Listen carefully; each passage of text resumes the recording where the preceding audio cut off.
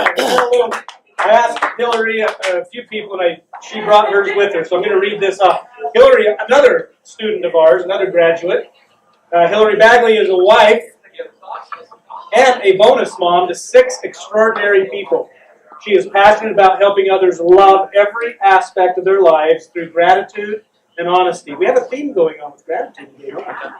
She's learned that life is filled with opportunities for growth and learning. Because of this, she is eager to share what she has learned to help those around her avoid some of the same pitfalls that can derail us from reaching our full potential. Hilary provides her perspective with humor and compassion and love. Please help me welcome to the stage Hilary Bagley.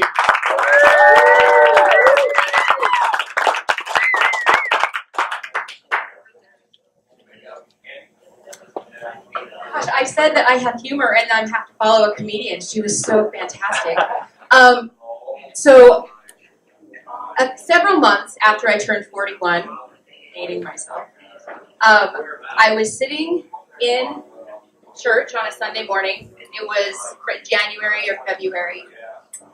Cold outside, and I do not like Utah winters. I really would rather live just about anywhere else. You can ask my husband. He's from Arizona and doesn't love the heat. I don't know. It's weird.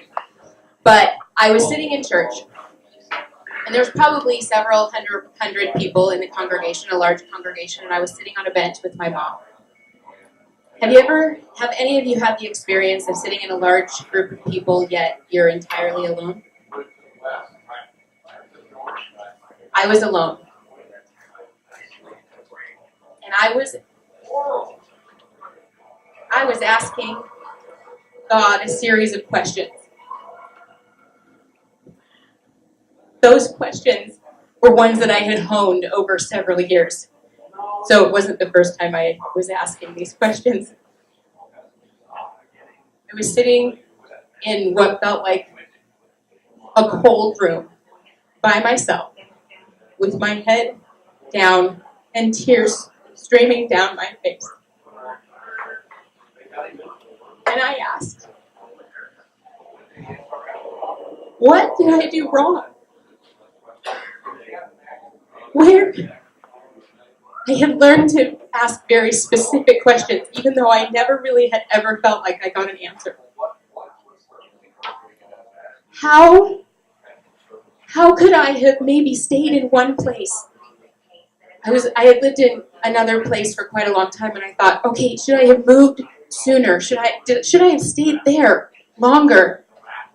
I got so specific that I got to the point that I was asking, at any point, should I have turned right down a road that I should have turned left? And I know I just did that backwards, but hopefully it was right to you. I was asking very specifically because my life didn't resemble anything that I wanted it to look like. I needed to know from God, as a 41-year-old Latter-day Saint Mormon woman, how I had so offended him that I was not deserving of a husband. For me, there's a foundation. I want you to... Who here has looked at a blueprint ever? You know what I'm talking about. You know what a blueprint is.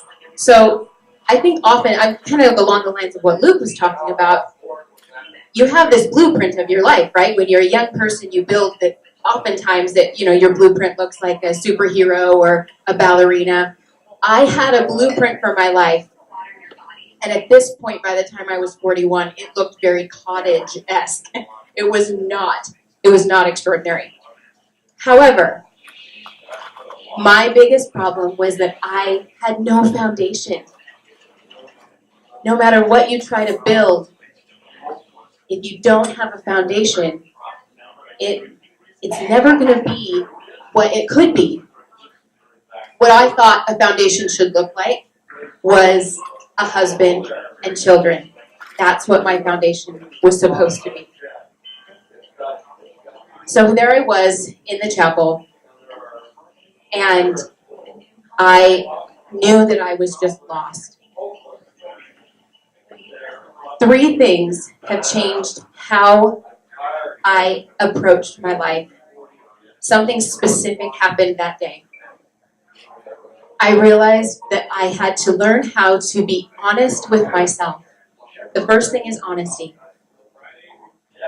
I read on the internet recently that the truth will set you free, but first, it'll piss you off. Right? How many of you, have you ever had that experience where you find out something about yourself and you're like, that's awful, I hate that. So yeah, that was really me. I think that I had gotten so used to seeing a reflection of myself. Who has ever seen, do you know what a funhouse mirror is? Do you know what that is at the carnival? So there's these big bubbly mirrors, right?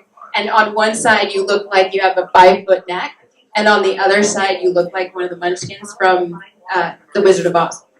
So I had gotten so used to seeing my reflection in a funhouse mirror that I really believed that that was true.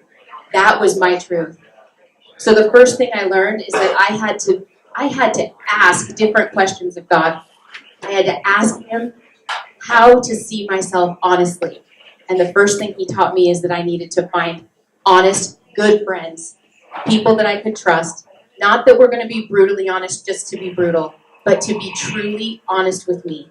Point out the really great things about me, and then also tell me the things that maybe aren't working so great for me. The second thing, along the theme of today, is gratitude. Doris Day, one of my most favorite people alive, well, I don't know if she's still alive, that ever lived, I should say, she said, gratitude is riches. Complaint is poverty. The truth is there are people with not a cent in their bank account that are the richest people alive. I needed to choose to live in a way that showed that I was grateful for even the things in that mirror that needed changing. Because those opportunities give me a chance to learn and change and grow. The third thing, and this is the thing that I honestly think is the most important, and that is to truly love yourself and to truly love others. I have learned from personal experience that you can change a lot of things out of self-loathing. You can beat yourself at the gym and hate yourself and run and sweat. And rarely do those things actually last. If you don't change yourself because you like yourself, because you love yourself, those changes rarely last. Honesty, truly seeing your actual reflection, gratitude, being grateful for the things that even that you have to change, and loving every aspect of your life. That makes a solid foundation. That's a foundation you can be proud to build anything on. Even if it's a small cottage, even if that's what you choose. You can choose a mansion or a cottage, but you have a foundation to build a life on. So join me again in the chapel that cold winter morning. With tears streaming down my face, I was asking God what I had done wrong. And a thought came to me that I promise I had never imagined before. 2 words that said, what if?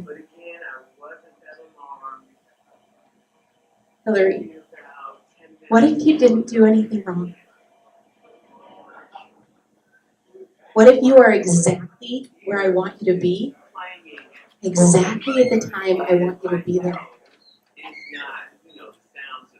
That was nothing that I could beat myself up with. I was completely unfamiliar with that feeling. What if you didn't do anything wrong?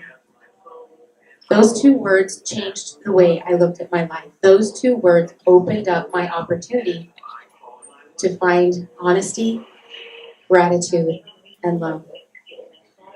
About 1.5 years after this experience, I was standing on a stack of pallets at the front of Costco, and I often would sing to raise money for Children's Miracle Network.